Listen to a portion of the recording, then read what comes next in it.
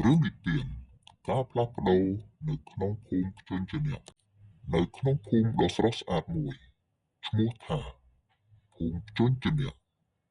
មានតែអក្សរជនជាអ្នក33តួ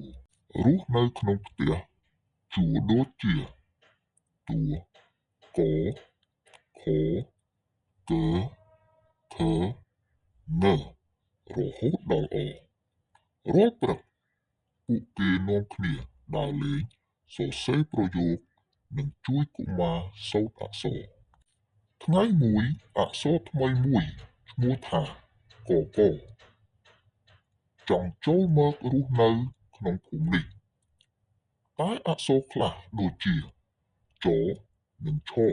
មិនទាន់ព្រមទទួលទេព្រោះពួកគេភ្ញាក់ផ្អើលនឹងសំឡេងប្លែកៗកក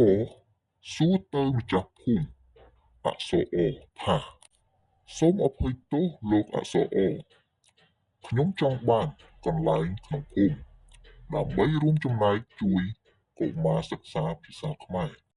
អក្សរអញញឹមនឹងឆ្លើយថានៅក្នុងភាសាខ្មែរជនជាអ្នក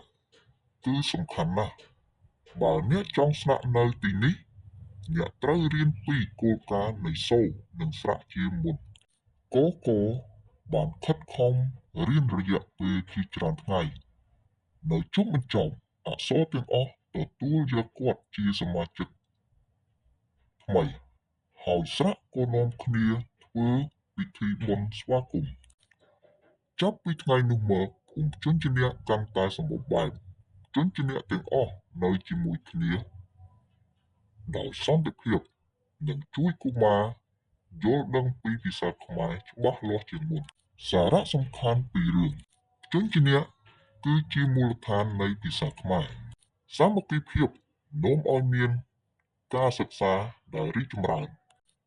ការសរសើរនិងទទួលយកភាពខុសគ្នាជួយឲ្យសង្គមរីកចម្រើន